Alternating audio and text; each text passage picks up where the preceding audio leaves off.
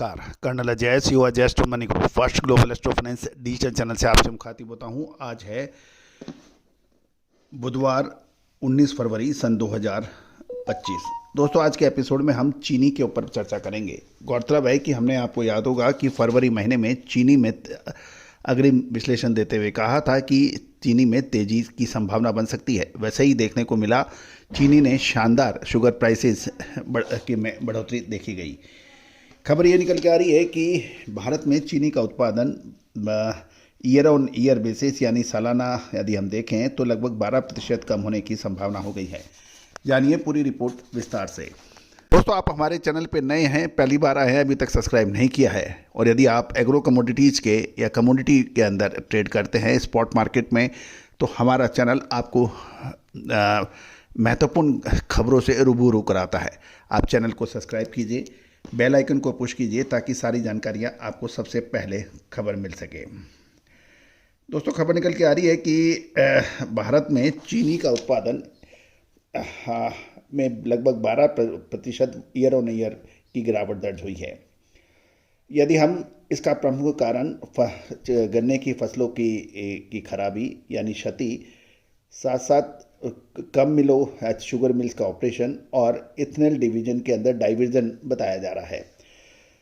15 फरवरी सन 2025 तक यदि हम देखें तो 197.03 लाख टन पर चीनी का उत्पादन पहुंच गया, जो पिछले साल की समान अवधि में 224.15 लाख टन के मुकाबले 12% की वार्षिक यानी एनुअल गिरावट दिखा रहा है।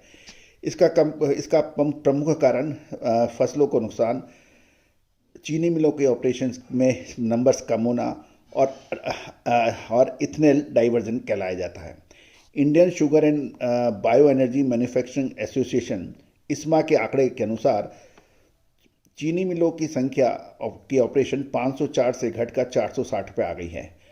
महाराष्ट्र, जो अभी तक सबसे बड़ा उत्पादक राज्य माना जाता था, उसका उत्पादन 79.45 लाख टन से घटकर 68.22 लाख टन पर आ गया है। उत्तर प्रदेश में 67.77 लाख टन की तुलना में 64.04 लाख टन का उत्पादन किया है। कर्नाटक में 43.20 लाख टन से घटकर उत्पादन 35.80 लाख टन का उत्पादन हुआ है। बाकी दूसरे चीनी उत्पादक राज्य जिसमें गुजरात और तमिलनाडु शामिल हैं, वहाँ भी गिरावट होने के समाचार हैं। उत्पादन में गिरावट घरेलू आपूर्ति और संभावित भाव में उतार चढ़ाव के लिए चिंता बढ़ा रही है। इथेनॉल मिश्रण के लिए चीनी के डाइवर्जन ने इस वृद्धि यानी इस तेजी में चीनी की अवेलेबिलिटी को सख्त करने में एक महत्वपूर्ण भूमिका निभाई है। दोस्तों, इस साल चीनी के भाव भी बढ़े हैं, ज़बरदस्त शानदार तेज़ी दर्ज हुई है। दोस्तों, कहा जाता है कि शुगर यानी चीनी के भाव में 25-50 पैसे का यदि परिवर्तन होता है पर केजी में तो बहुत बड़ा परिवर्तन माना जाता है, लेकिन इस बार 3100 रुपये की चीनी 4100 रुपये कुंटल पर पहुंच गई है, और इसका पूर्व अनुमान सबसे पहले हमने आपको दिया था।